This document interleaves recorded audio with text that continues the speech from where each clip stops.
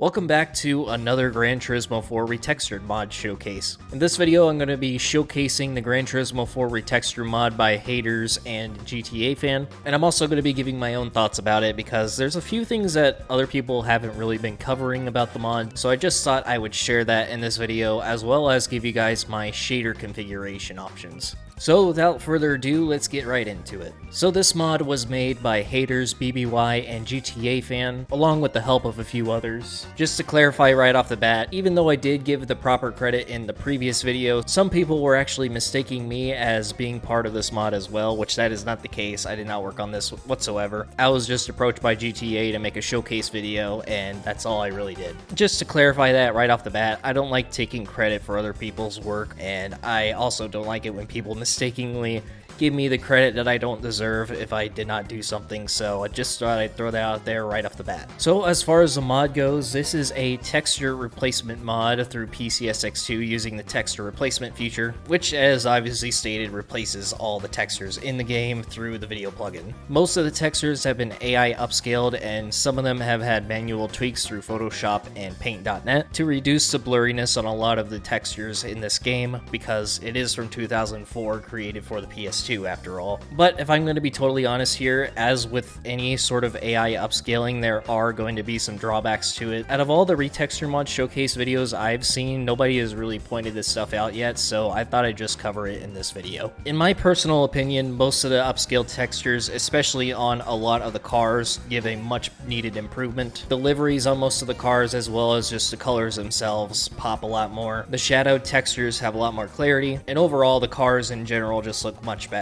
I have noticed on a couple cars there are a few colors that did not update correctly, but with over 700 cars in the game, as well as all the colors for those cars, it's expected that there's going to be some slip-ups here and there, so they are working on fixes, and they also have an issue reporting leak if you'd like to report anything that you find. A few other things I have noticed about the upscaled textures is the road textures specifically on a few tracks just look really wonky. It almost kind of looks like it was painted with watercolors, which is a typical type of thing that I see with AI upscaling pretty often. And on a few other tracks, it does look a little bit too grainy, I guess you could say. So much to the point where if I do show it in a video, it'll be super hard for YouTube to compress all that footage. And the footage will pretty much get ruined if I show that anyways because of how extreme the textures are whenever it comes to that, with bitrate compression and all that stuff. So I'm not going to be bothering showing that stuff. There's a few smudgy clouds in some of the skybox textures. I heard that is being worked on though. The foliage and cliff faces could look strange at times, but at other times the brick textures and some of the textures on the cars are going to look a little bit better. So whether or not you choose to download this mod is going to be completely up to you. It is kind of a personal preference thing. Subjectively speaking, some people might like it. Objectively speaking, there are some obvious drawbacks, but it's totally up to you. As for me personally, I'm not sure if I'm going to be using these upscale textures for future videos. Whenever it comes to YouTube videos, if you have a little too much detail like I mentioned on the road textures, it kind of screws with the bitrate a little too much and the video quality just gets ruined, mainly due to YouTube's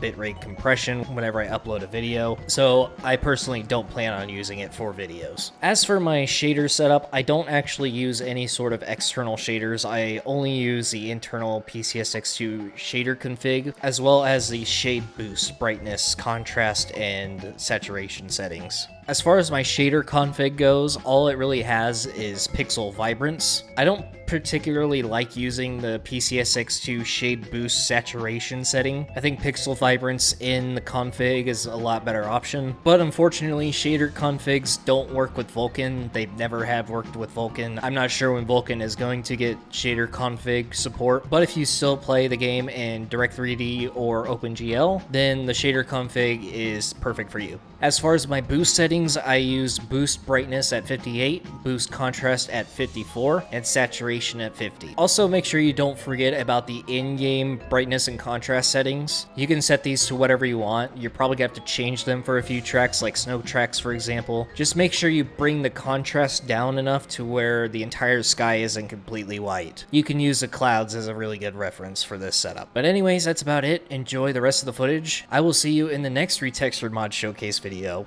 but not on this game. GTA Fan is actually making one for Gran Turismo 3, so I should be making a showcase video for that one in the near future. Other than that, that's pretty much it.